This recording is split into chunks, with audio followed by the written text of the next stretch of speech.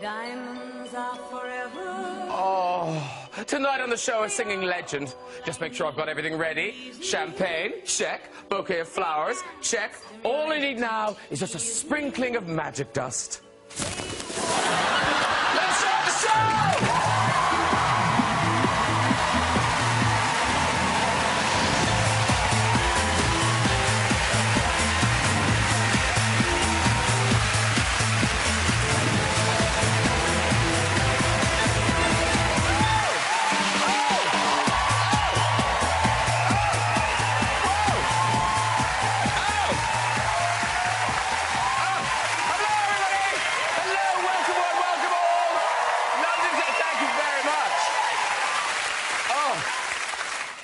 It's like I've got show business dandruff. It's right, what a show we have for you tonight. We've got a very special visit from the legend that is Dame Shirley Bassey, everybody. Dame Shirley Bassey. Comedian, children's author David Walliams is here. Yes. One of Britain's funniest actors, Tate, is on our show. Director, writer, star of the IT crowd, Ayoade is here. Plus, we've got music from the wonderful Annie Lennox, everybody. Oh. Good, isn't it? Good. It's good. I say it's good. Now, Dame Shirley Bassey, such a big star, she's even been asked to launch a ship. Yes, she has. Here she is with the champagne when she thought no one was looking. My kind of guest, ladies and gentlemen. Now, Shirley is known for her glamorous stage outfits, like this cape, or this cape, or this cape. Great look for a glamorous woman, less so for a man, I feel. Hey, big spender! Shirley has had so many distinctive hats over the years. She really has. You think, where did she get all those feathers? Hey, let's get some guests on! Later we'll have music from Annie Lennox. But first, I'm in with the IT crowd. It's Ayoade. There he is. Come in, sit down, I've got the nativity star. It's Tate. Oh! Just the hair, it's beautiful. And there ain't nothing like this dame. It's Dame Shirley Bassey!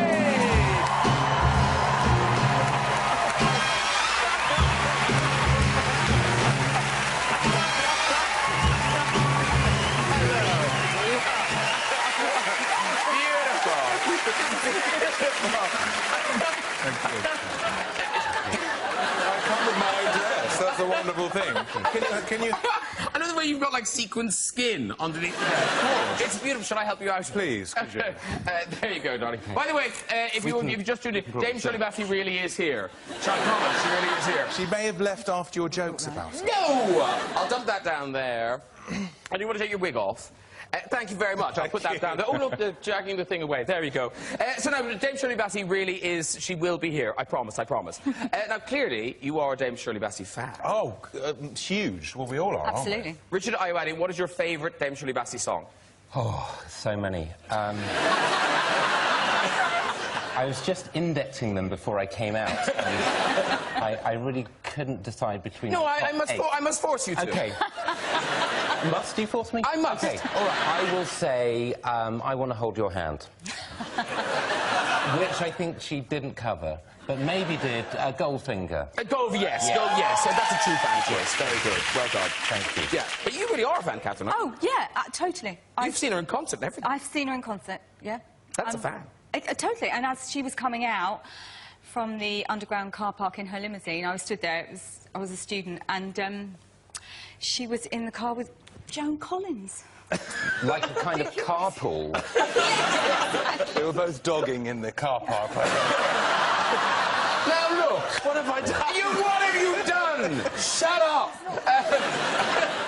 So, listen, we do have a lot to talk about tonight, but we'll start with David Walliams, because let's celebrate you for a second. Best-selling children's author, 6 million books sold and counting. That's just today. Yeah. Thank you.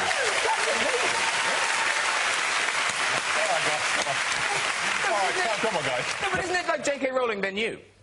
No, there's Jacqueline Wilson. Oh, who reads those anymore? A lot of people, very, very popular. A few other people, but yeah, it's been great because they've really taken off. And this year, suddenly, with Christmas coming, there's one for younger readers, The First Hippo on the Moon. Have you read it? Not yet, actually. It's not very long. You could read it now while we wait. Then you could ask me a question. Is it about a hippo going to the moon? It is. Yes, I thought it might It's be. about the first hippo on the moon. So is that for kids to read by themselves or to be read too? Well, you can choose. I'd say sort of 3 upwards, that one. Okay. But it's very nice to share. You know, I'm a parent now, and we're all parents, actually, sitting here. Yeah. And it's a lovely thing, isn't it, to read to your child. It's a very special thing. But, Richard, how old are your children? They're young, they're babies, aren't they? 4.5, and one is nearly 2. But now, why do I feel Richard Ayoade is not sitting on a small stool beside the bed reading The First Hippo on the Moon? Oh, right, I thought you just were going to say fertile. Which would have been a legitimate concern. Yeah, I mean, we read Crime and Punishment, generally. We're working our way through the Russian classics. And, some of them are heavy weather, but it's both our time. That's the way I look at it. It's not just about them. Let's both get something out of this transaction. No, I like your parenting idea. Yeah. But for children who can be, well, not even children, some 9 up? 8 to 12. 8 to 12. This is your newest novel for them, Awful Auntie. And I know. Thank you. Yeah. Woo! One whoop. No, but this is already sold like hotcakes, hasn't it? Yes, it's very pleasing. It was just nice. I mean, the thing that most parents say to me is that they sometimes, you know, come up to me in the supermarket and they thank you because my son wasn't reading at all and he's picked up your books, and that's quite a special thing. And I can remember the first book that I read myself for pleasure, which was Charlie and the Chocolate Factory, and I think it pretty much stays with you. You know, some people never ever read books, and I think if it's because when they were a kid they weren't given the right one. Well, it's like, you know, people talk about, I remember, like, Enid Blyton, like, actually staying up and reading with a torch. You know, you never did that with Crime and Punishment, did you? You know, you never thought, oh, I can't wait, I must read it all night. It must be candlelight. That's the other thing I enforce. To make sure it's authentic, we get a kind of gritty feel inside there, some smog. But the nice thing, I think, about how successful these books are is that you know that it's genuine, and that your TV fame isn't impressing kids. Kids don't fake it. I think if they find something boring, they let you know. And I get a lot of letters from kids. I had one recently which said, "Dear David, I'm writing to you because you're my second favourite author." My favourite author is J.K. Rowling, but my teacher said she's going to be too busy to reply, so I'm writing to you. Oh, well, fair enough. Anyway, so I knew someone who knew J.K. Rowling. I thought she might amuse her. I sent it to her. And she wrote back and said, it reminds me of when I went to a school and did a talk, and all the kids were asked to write on a piece of paper what they thought of the talk afterwards. And one of the girls just wrote, "She needs to brush her hair." Harry Potter author at your school. No, she needs to brush her hair. But kids are actually... I don't know, did you send us this letter, or is it online? I think it's something I put on Twitter. Oh, did you put it on Twitter? My Twitter, yeah, I'm on Twitter. This letter. Dear David Walliams, I love your books, but I got one book wasn't very good. The name of the book was Billionaire Boy. It just wasn't that funny. I didn't really think it was that good, but I love your other books, like Gangster Granny and Demon Densons. I'm getting more of your books. Back to Billionaire Boy. I didn't really think it was funny or that interesting. Thank you. Sincerely, Molly. Ajax. What I love is slags off Billionaire Boy. It says a couple of nice things, but you know, let's get back to Billionaire Boy. This is the point of the letter. It's not good. But children, they are very honest, and we've got letters from children being collected on various websites, and we picked out a few. So, dear Mom, thank you so much for being my mom. If I had a different mom, I would punch her in the face. And go find you. So sweet. That would make you cry, wouldn't it? You'd come downstairs and you'd cry. You really would. But sometimes when children write, there are difficulties with the spelling. For instance, here's one about a nice teacher they have. Here we go. This is... I like Mrs. Edwards. She is my teacher. I like when she does meth with us.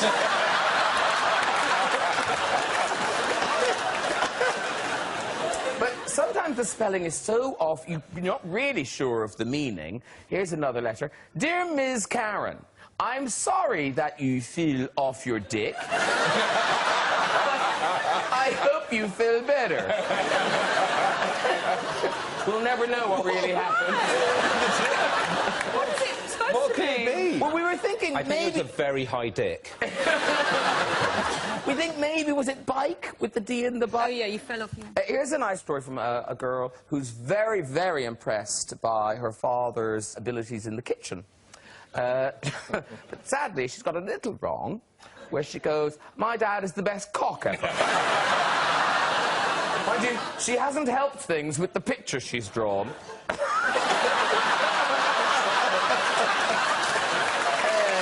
Well done, all the children. Very good, very good. OK. Now, talking of children, ladies and gentlemen, what child in the land will not want to go to see Catherine Tate's new film? On to you now, yes. Christmas film, Nativity 3. Nativity 3, what's the title? Dude, where's my donkey? Thank you very much. Full title. Yeah. Yeah. Now, it's out on the 14th of November, and in this, you are the love interest. Everyone wants a piece of you. Totally, yeah, they do. Yeah. Yeah, baby. It's kind of a, it's a love triangle, but for children. Yeah, I mean, it's... Yeah, it's I haven't sold that very well. You go. It's really, it's yeah, no, that would put people taking their children off. No, it's really, it's like, they're like a franchise of films, these films, aren't they? They keep coming out. Well, there's been 3. I know that. And it's based around a school. Martin Clunes' character in it, he comes in to be the new teacher. He gets kicked in the head by the donkey and loses his memory. OK, this is a Christmas film. This is a Christmas film. And he's supposed to be marrying me in New York, but he can't remember. He can't remember his little girl who wants me as her new mummy. Of course. Of course. Because her mummy died, and that's sad. But it's OK, because it's Christmas. Crime and Punishment seems quite light going now. Was that death anything to do with the donkey? No. I mean, then they adopted 2 and they died.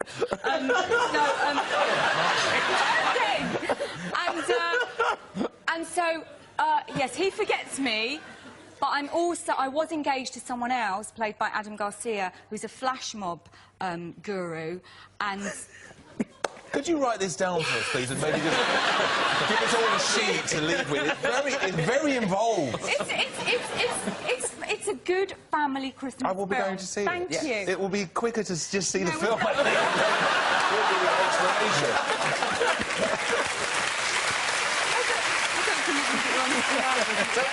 Listen, we've got a clip. This is near the beginning of the film. It's you're in New York, and I think your best friend has just arrived. Yes. This is before the wedding goes a bit wrong. Yeah. I can't believe it! I can't believe it! I'm here in New York for my wedding! Miss Foreign, there's a bouquet for you here. Oh, my goodness. Oh, how? Oh, he's so sweet. Oh. I was just unfriending him. He was so grumpy, but look what he did. Dear Sophie, loving. From Bradley. It's not from Jeremy. Oh, so he's here? No, but he's coming. And he is going to give me a present of a flash mob. A flash mob? For the wedding. It's gonna be the best wedding ever! Oh. Very good. Catherine Tate's theatrical roots, of course, go back to Nativity play. Was that your first? It was my first appearance in a nativity play when I was 4. Obviously, as we were all in nativity plays, I'm sure. I was you bumped weren't. at the last minute. Oh, okay. Yeah. And I didn't get a very good part. Well, I didn't get any part. And I guess, I don't know if my mum was a bit pushy or just wanted to encourage me, because I was a little girl with glasses, ginger hair, you know. I mean. Yes. And I used to wet myself as well. Quite a lot. I did. In school.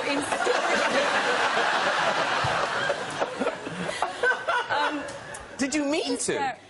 Do you know what it was? I completely remember. Well, the way she said, I used to wet myself. Yeah. I used to sit there in Story Corner and we were having a book read to us, and I remember thinking, oh, it would be really embarrassing if I asked to go to the loo. Not thinking how embarrassing it would be once I wet myself and say, I've wet myself. And then they go, Miss, Catherine's wet herself again. But yeah, I used to wet myself. It's so much so that the teachers used to have spare pants to draw for me. This was in sixth form. So I didn't get a good part because I was terribly shy. I can imagine, yeah. You can't even say, can I go to the toilet? It's like a therapy session now for you. No, it is. I like it. Go. So your mother shows up. So I came back and said, I haven't got a very good part in the nativity. And my mum said, well, does Sister Dorothy know that you can do an impression of Gary Glitter? Different times, everyone. Different times. It was a different time. And so I said, so my mum said, you must go and say what you can do. And I said to Sister Mary Dorothy, I have to tell you that I can do an impression of Gary Glitter. And that my mum said, when the three kings arrive, I could turn up as well as the king of glam rock. And the teacher was kind of going, well, I don't think there's much room in the nativity for Gary Glitter to show up. And I said, look, it's the birth of our Lord. Don't you think Mary and Joseph would have had a party? And to her credit, at the nativity, they stopped the nativity show and said, ladies and gentlemen, the cabaret's arrived. And there's people with tea towels on their head, you know, with a little baby. And I come in and go, come on, come on. And that's where it all began.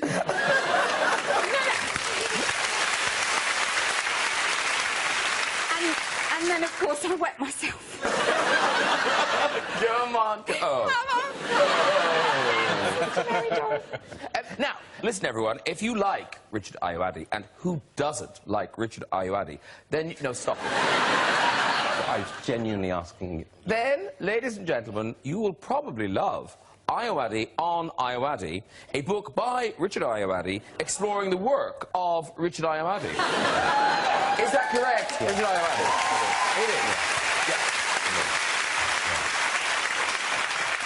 How do you describe this book to people? Well, you know, it is a joke. The fact that it is so... Yeah, I labour that joke.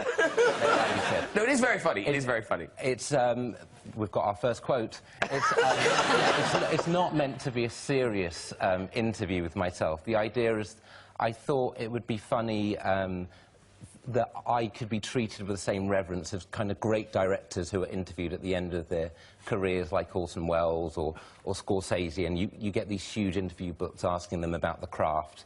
And I thought it would be funny, the idea of me being asked, not knowing anything, having no real great achievements, trying to sort of talk about my legacy now, seemed a funny idea to me. But have some people bought this thinking it's going to be an autobiography, kind of, you know, Richard Ayoade's a small boy and...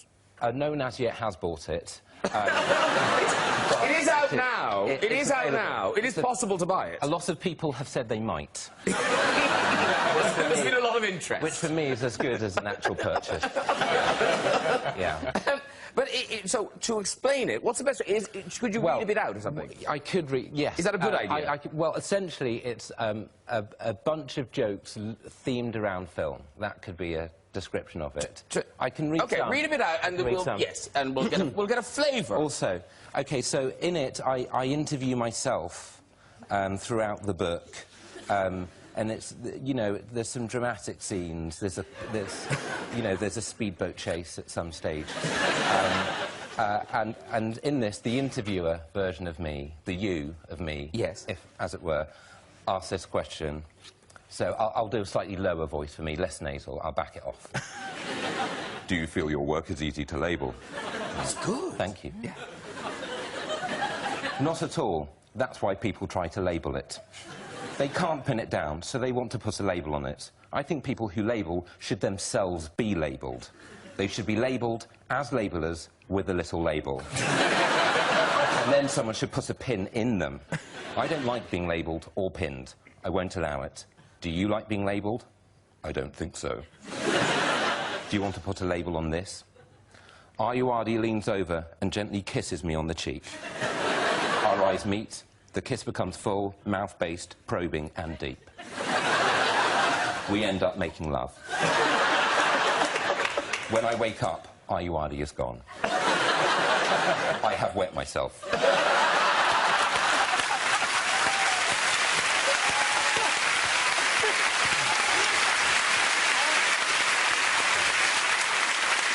Is it?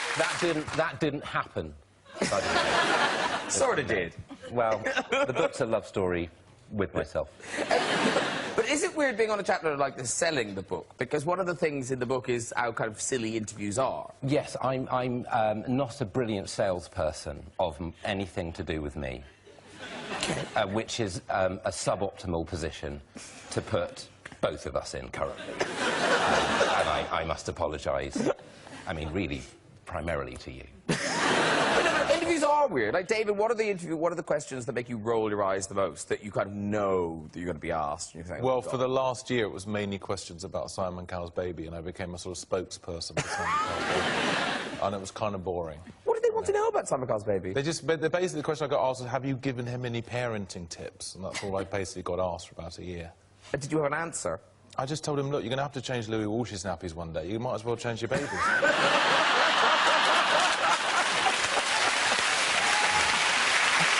Well, listen, I hope everyone's got some very good questions now, because my next guest, David, your life is about to become complete.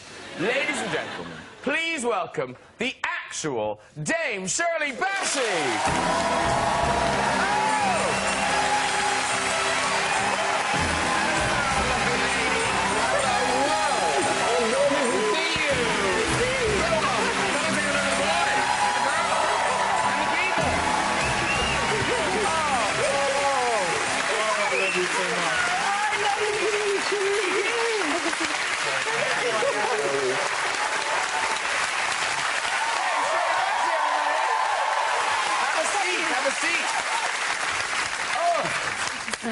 How nice to see you! How lovely to see you. I haven't seen you forever. Now, David's been talking about how much he loves you. Oh, yes. Oh, and I love him, but he's married.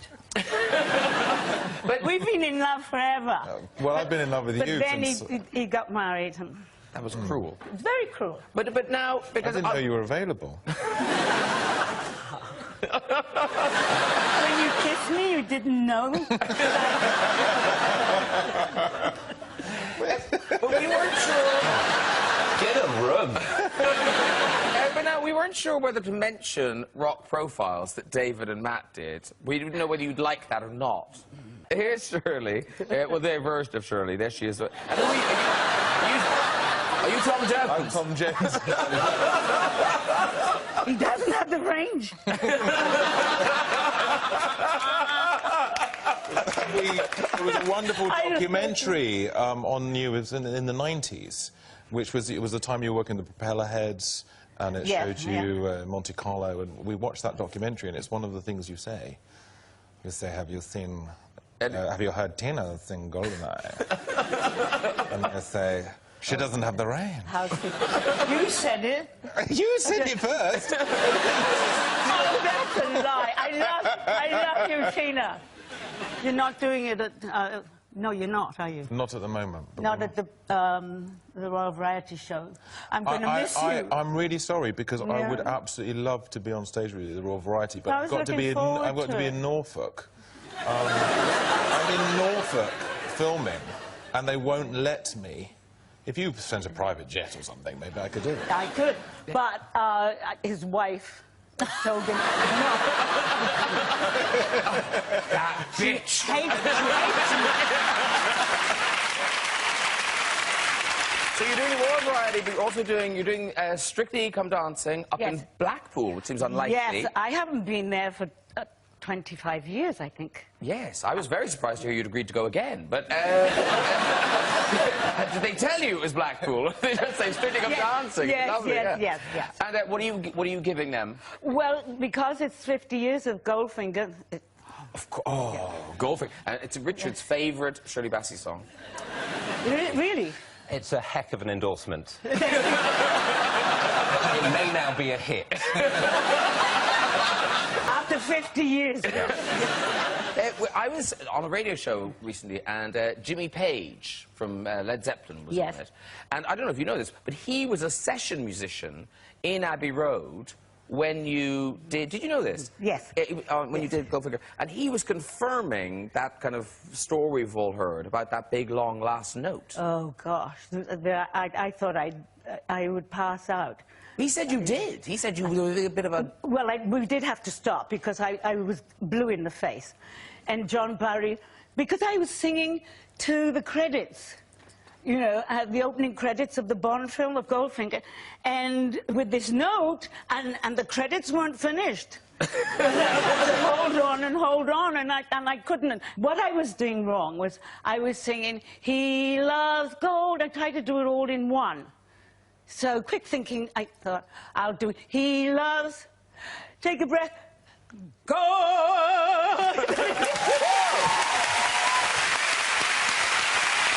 Thank you. Enough past stories and future things. We must talk about the new album, Hello Like Before. And this is... It says that it's your favourite songs. And I noticed the Goldfinger is on there. Well, it's songs that I've always wanted to do the moment I heard them, and I was never allowed to do because, you know, always the record company said, no, that is not you, that is not you. So finally, Sony said, would you like to do another album? And I said, only if I can do the songs that I want to do, you know. And they gave me carte blanche, and I just hope everybody will love my choice. No, there's some fab like MacArthur Park's on there. And Sting's I'm an alien in New York. Yeah, I mean, it's fantastic. And, of course, on the Diamond theme, you do Diamond's Our Girl's Best Friends. With Paloma Faith. And, in fact, they've sent us a little clip. This is you and Paloma in the studio. It sounds like you look like you're getting on. Tiffany! Katya! If somebody had told me 10 years ago that I'd be working with Shirley Bassey, I wouldn't believe it. It's going to be a story that I'll probably tell my children and my grandchildren. I'm so proud. I don't mean rhinestones, but diamonds are a girl's best friend.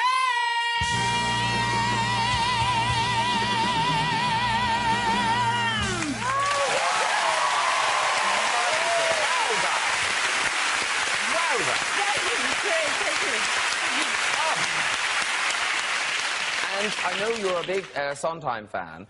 You do, is it I'm Still Here you do on this album? Yes, Absolutely. yes. Well, someone else on the couch will be performing Sondheim very soon. Hello. Oh, really?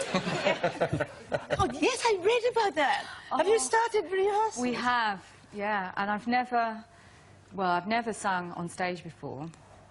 So I thought it would be a good idea to start with Sondheim because I heard that Sondheim writes for actors and, you know, it's not the kind of glitzy Broadway, ha-ha, kind of thing. It's quite difficult, isn't it?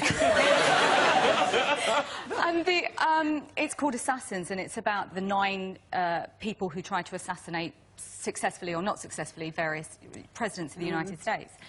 And I'm playing a lady called Sarah Jane Moore, who tried to assassinate Gerald Ford. And my song in the show is a 4-part harmony a cappella. Ooh. Yes! That is difficult. You know you're in trouble when Dame Shirley Bassey's going, ooh. I take my hat off. dear. I'm kind of holding on to the idea that I hear Sondheim doesn't particularly like a particularly polished sound, in which case he's going to love me. Because I think it's all from the character, isn't it, with Sondheim, and it's all... And this is at the... So just say it's at the Chocolate Factory from... It's at the Chocolate Factory from the 21st of November. But, David, you sing. No, I can't sing.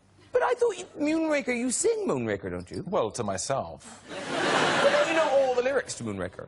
Well, I know some of the lyrics. Where are you? Why do you hide? Is it the moonlight trail that leads to your side? And the moonraker knows.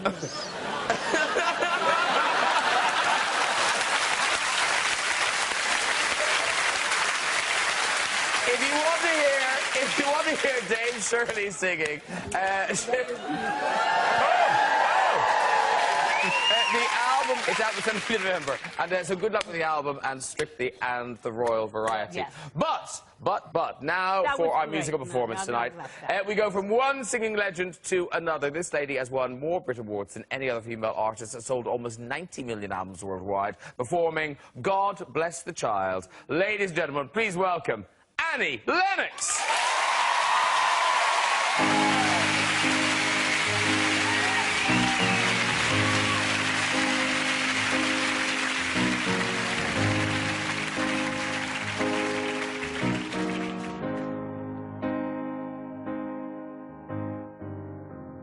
Them that's God shall gain, them that's not shall lose.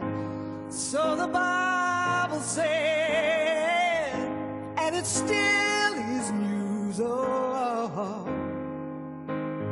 Mama may have, and Papa may have, but God bless the child.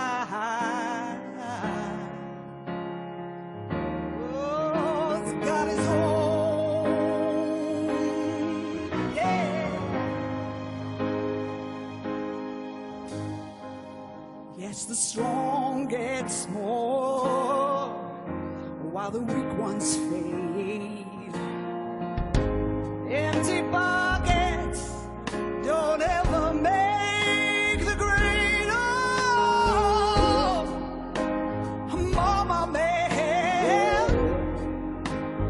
Papa may have, but God bless the child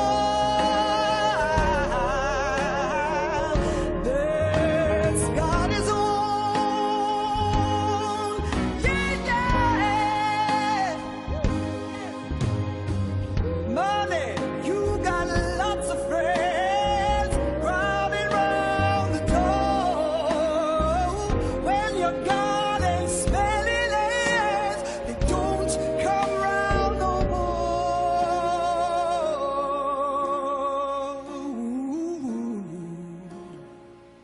Rich relations give a crust of bread and such.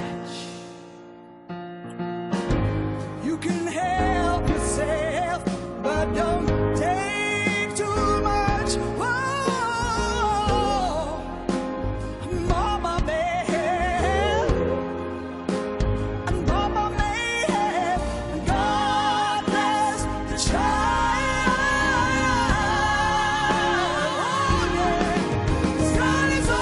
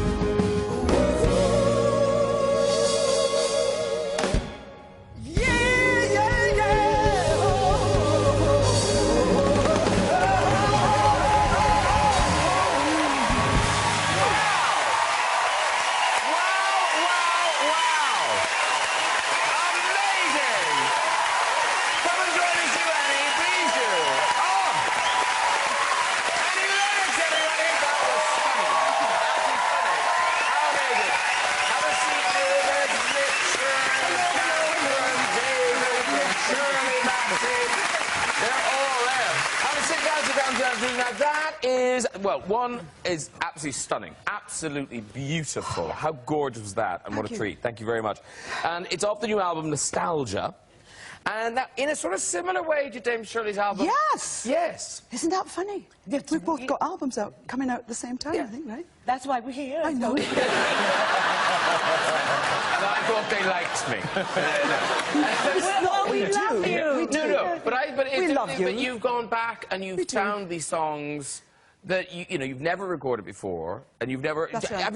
You haven't really sung these songs. Never, no. This is a particular jazz genre from the great classic American songbook. Shirley would be so familiar with that, yeah? And it was just something that I never thought I'd ever do. But you understand this. It's nice having us, like, looking at it. But she understands very well. Yeah, very well what it is, yes. You know this experience of singing and what that is and our love of music. It is really the thing that motivates you always. And my 60th birthday is coming up in December. Please don't... No! Don't stop it! It's tough, but, you know, at least I've made it through the decades. I'm here to tell the tale. Yes, cheers, yes. Cheers. I'll cheer with my water here. So. And I just thought, why not? Because after all, the recorded voice is a magical thing. You know, that I was listening to these albums with some of the original recordings, you know, with Hoagy Carmichael and Ella Fitzgerald, and I was really becoming familiar with these wonderful, wonderful artists. And I could hear their voice on recorded music. It's still such a magical thing that you kind of hear music, and years down the line, there it is. It was that one moment when they were there in the studio, and it's there for everybody, for time immemorial. So I just wanted to do it because, for the love of it. It's beautiful, and this album is stunning, absolutely stunning. Congratulations on it, and on that performance, it was absolutely beautiful. Annie Lennox, right. Just before we go, time for a visit to the red chair. So who have we got up? Hello. Hello. Hi, who are you? Susan. Susan. Hello, Susan. Where are you from, Susan? I just moved to London from Virginia. Did you move here for love or for a job? With my love, my husband. Oh, right. Is he British?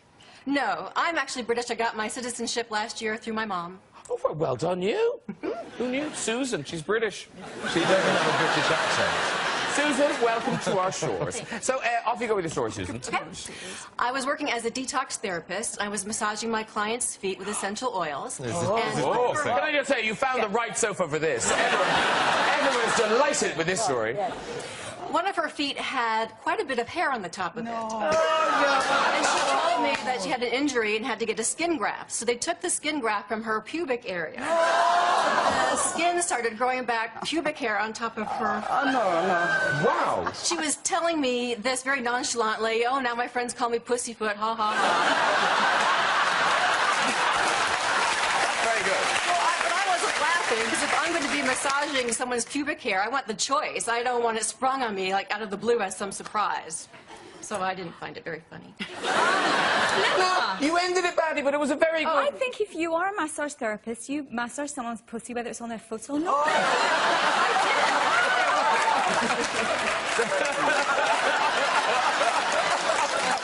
So are you saying flip? I meant massage someone's foot, not what I said. She said pussy foot. Are we flipping Susan or not? No. Susan, quick, run! Run, Susan, run! Okay, very good. Who's up there? She's up there. Here we go. Who's it? Susan. Hello, sir. G'day. Oh, lovely. Australian. It is interesting how no one who actually is from here wants to do this. They know. The show. Yeah. It's like, let's go towards getting your green card. Well, a work experience. I did the red chair on Red Norton. Do we pay them? I don't think we do. What's your name, sir? Simon. Where are you from? Sydney. And do you live here now? I do. Do you work here now? Yes, I'm a lawyer. Wow. He works in a bar. Yeah. He's from Australia. Lawyer. Yeah. You're not a lawyer in Australia. No, he's like, I'm at the bar. That's it. Very good. Okay, you're a lawyer. Off you go with your story. Okay, so I used to be in the Navy, and about 14 years ago... Like it already? 14 years ago, I was driving a ship through the South China Sea. Can I stop you there? Piloting a ship. Were you not really in the Navy. I was motoring my ship through... OK, we'll believe you. Off you go. OK, so we're in the South China Sea, and the lookout calls over and said, there's something in the water about 100 yards off the port beam. So we go out and have a look, and dead set, as real as I'm sitting here now, there was a mermaid in the water.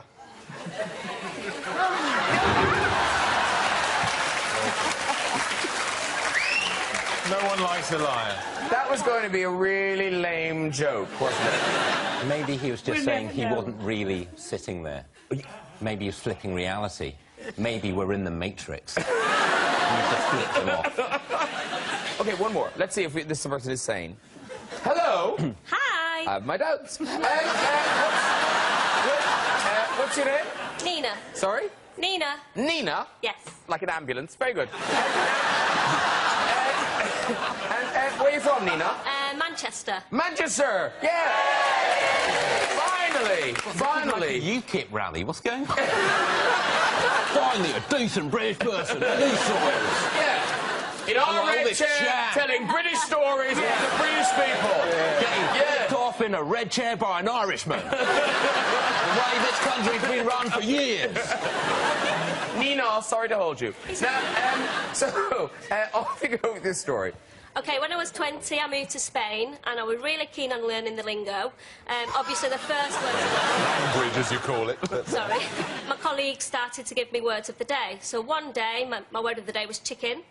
So we go to the supermarket, I'm very confident in ordering chicken. I give my order to the butcher, everyone starts to laugh around me, and I'm like, why are you laughing? My friend next to me is rolling around on the floor laughing, and he told me I'd got the word chicken confused with the word penis. I can only apologise, James Shirley Bassey. Can we try one more? I feel like there's gold out there, but we haven't had it yet. OK, let's try one more. Come on, come on, come on. Hello, sir. Hi. OK, the hopes of a nation are on you. What's your name? My name's Paul. Paul? Yes. And where are you from? I'm from Colchester in Essex. Colchester in Essex. And what do you do there? Well, I don't work in Colchester, I work in Chelmsford, but I work in retail fashion. God is in the detail. I'll tell you where he is from, is the bridge of the Starship Enterprise. That's where he's from. And actually, he does have that sort of William Shatner thing going on.